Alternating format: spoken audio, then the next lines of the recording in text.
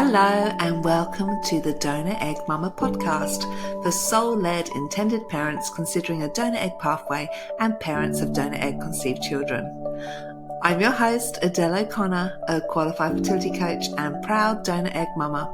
I'm just a normal mum that went on an extraordinary journey to conceive. I hope this podcast helps you in some way to break free from emotional overwhelm, face your fears, and find the courage to move forward and bring that baby that's on your heart into your reality. Let's talk openly about our emotions and all topics donor egg IVF. Thanks for listening.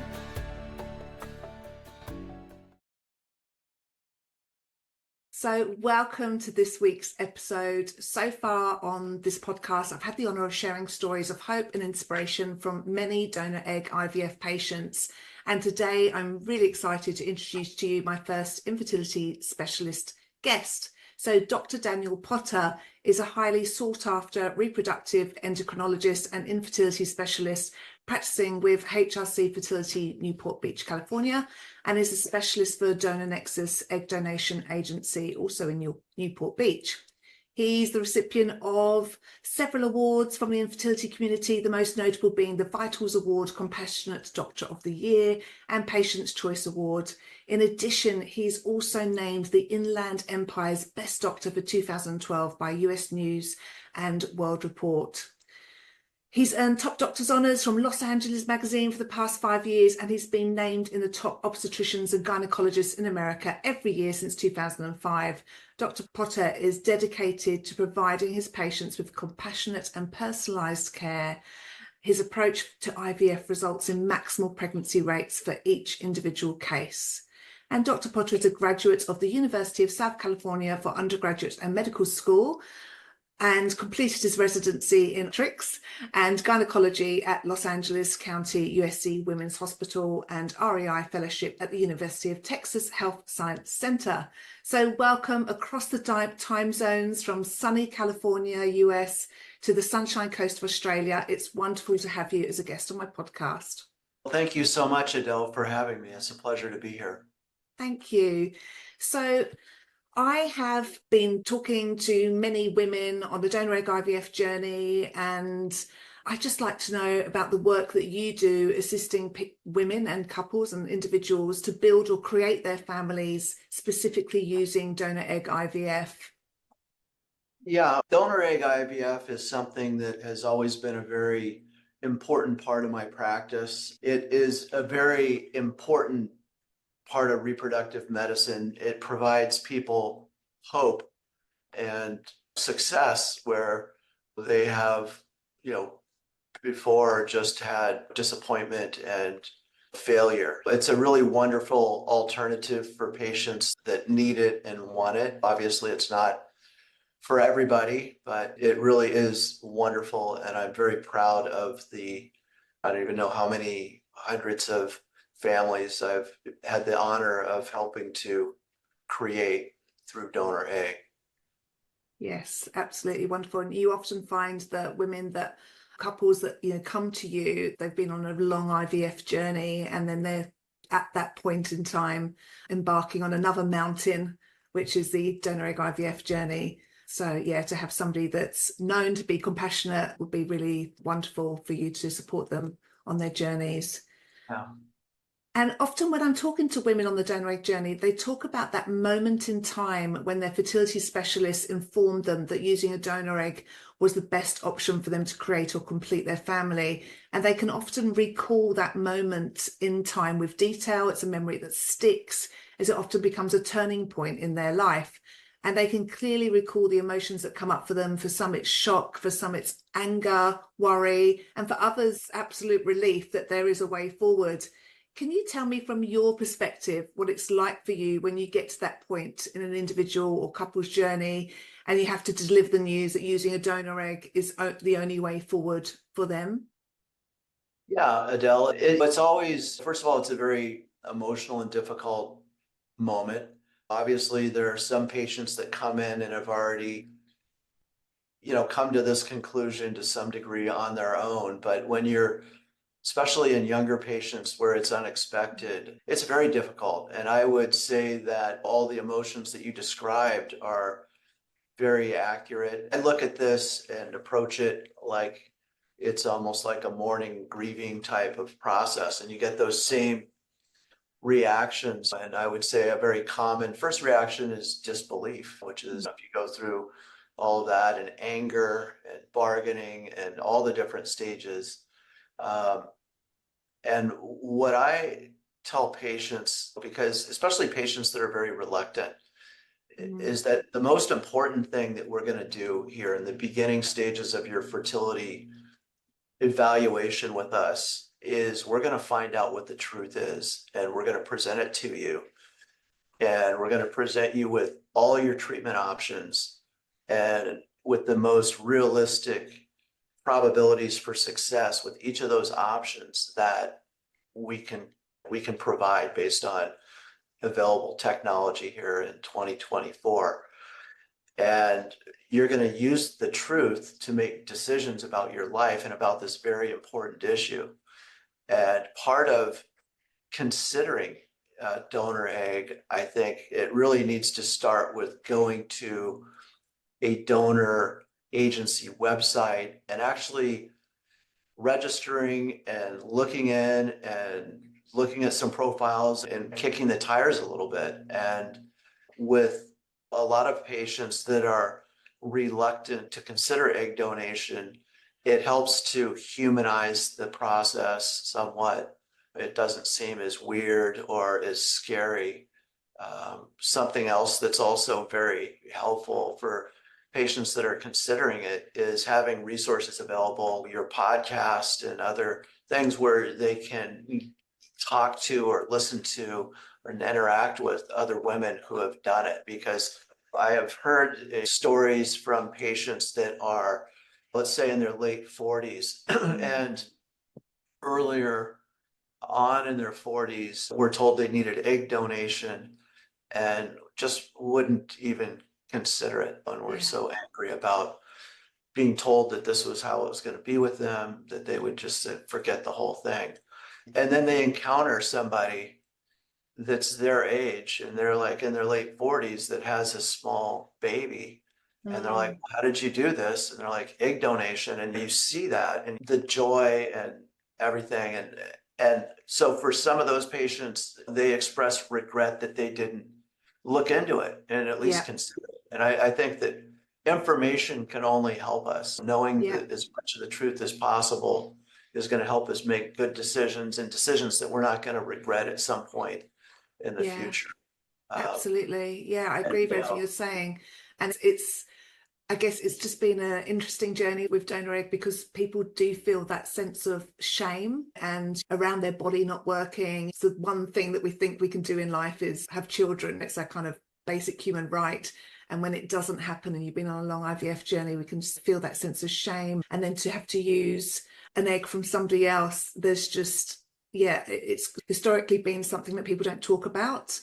And exactly what you say, when we start to open up and talk about it and people can hear other people's journeys, it just it gives people confidence and helps them to feel brave enough to take those steps and move forward. And it's then a wonderful thing. And I guess it's perhaps been something that celebrities have done for many years but never have particularly spoken about how they're pregnant at 50 or how they've got a child, in their late 40s. And now it's become much more open to everybody. And I really feel like in the last, for me, it was 8 years ago and I couldn't really find much information about it. And I'm feeling like recently in the last 3-4 years, it's becoming a lot more open, which is wonderful for people that are starting their journey now and want to find resources and information and just gain that confidence to move forward. Yeah, and a perspective that I would like to share with your viewers and listeners, practicing in private practice for 26 years, I think it is now, is that the infertility journey, it's so anxiety provoking because of the uncertainty. And it's a very emotional issue. It's very expensive. It's a perfect recipe for anxiety, really. And part of it is, and you'll see, I like to use analogies a lot. I feel like a good analogy is like being on one side of a big valley and you're up on a mountain and you're looking at the other side and there's another mountain and that's where you're trying to go. And the valley is covered in fog and there's various pathways. And when you're going through the infertility journey, you really don't know where that path you're going down ends. You don't know if it's going to make it to the other side. And most of the patients that get to egg donation have not, I don't know if it's most of them, but it seems like it's most of them have struggled with getting pregnant with their own eggs, have tried multiple different treatments and failed, have spent a lot of money, have just had disappointment to the point where they're anxious about whether they're ever going to even be parents. And once you know your path, and with egg donation, I wish it was 100%, but it's the cumulative pregnancy rate for a traditional egg donor cycle. It's probably very close to that, or it's in the 90s for sure.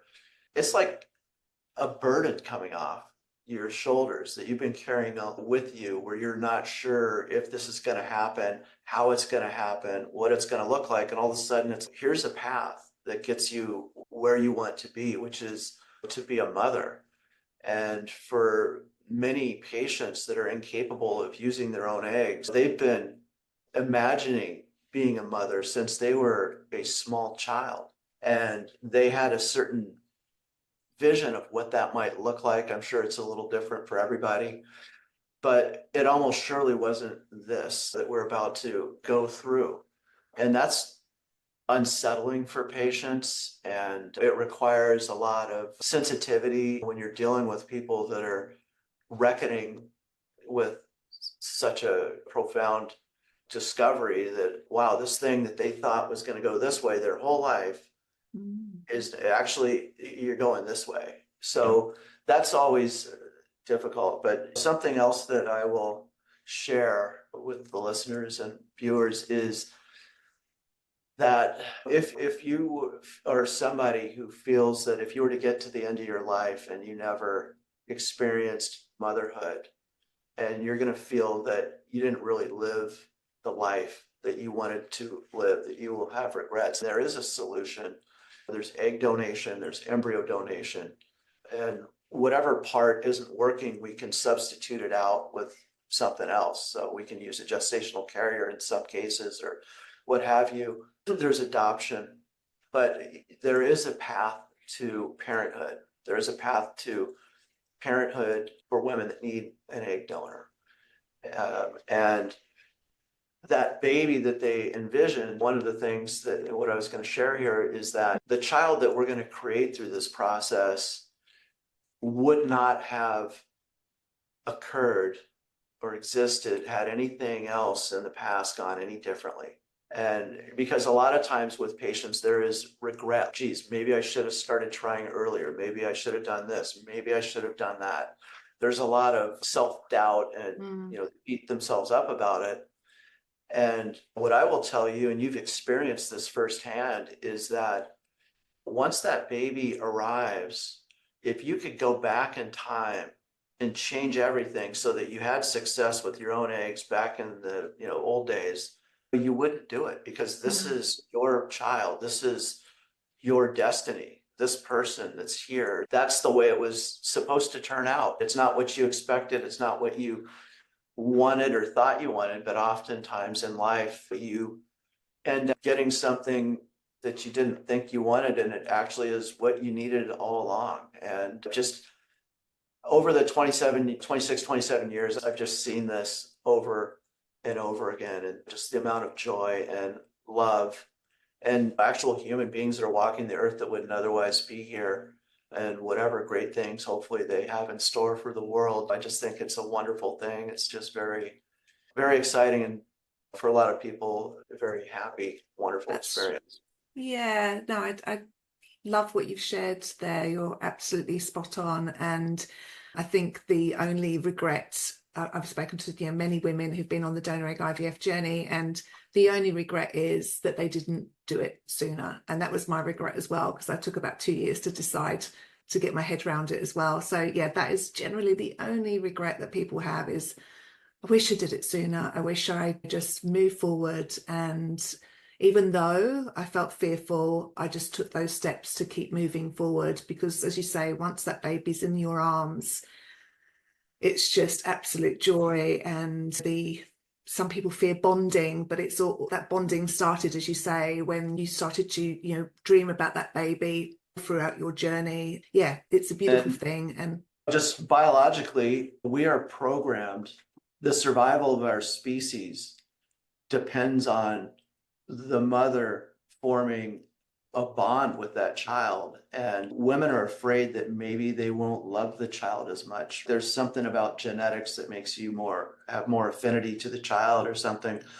And it isn't like that at all. It really is biologically imprinted into us, and you will fall in love. And you see this in couples who have, through different circumstances, had a young baby that they had to look after for even a couple weeks. And it's really hard for them because it's biology. It's evolution. There's a lot of things behind it. I have never experienced a couple where they didn't just love and fully accept the child. And as those of us who are parents know, being a parent has very little to do with being biologically related to the child. It has to do with being there and putting in the time and doing the work, I guess you could call it, but just being a parent. And there are plenty of people who are parents that are not biologically related to their children, and there are plenty of people that are biologically related to children that are not parents. Yeah, so that's what I would say to that. Yeah, that's right. Especially in our modern times, families are made in so many different ways. And yeah, it's a wonderful option, because if you're lucky enough to carry your child as well, if you're able to do that, then you get that experience of pregnancy also. And obviously you've potentially got the genetics from your partner, if you have a partner. And I'm conscious that time's ticking on, and I obviously could talk to you for so much longer, but I know you're a very busy man. So I really appreciate everything that you've talked about and the information you've given our listeners. Thank you so much for your time today, Dr. Potter. Thank you. Yeah, my pleasure. And if it would be all right, our website at HRC Fertility is called havingbabies.com. And you can find information about me there. And then Donor Nexus, which is an egg donor agency that I am on the medical advisory board for. That is at donornexus.com. And it's one of the larger egg donor agencies here in the United States. And a couple other little things maybe that might be helpful. Yeah. In terms of egg donor agencies, there are hundreds of them here in the United States. I know in Australia it's a lot trickier. We get a lot of Australians. I have pretty much almost every day I see someone from Australia. But when you're looking for a donor agency, it's hard. You can ask your doctor, but there are literally hundreds of them.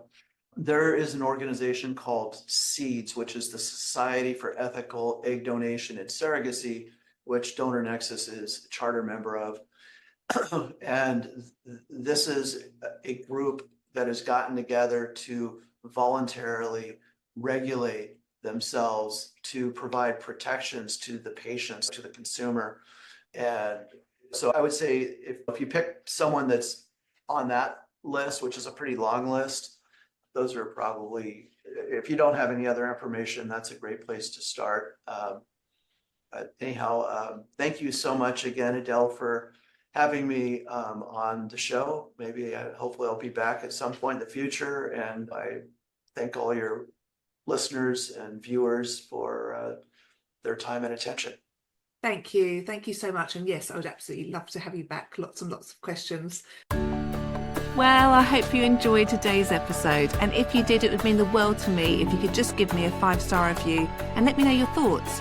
And of course, if you know anyone that would benefit from listening, please share it with them. Until next time, remember, you don't have to navigate the dark nights of this journey alone. There's a community of women waiting here to cheerlead you on and support you as we all work together to bring the baby that's on our hearts and in our dreams, earthside and into our arms. See you next week.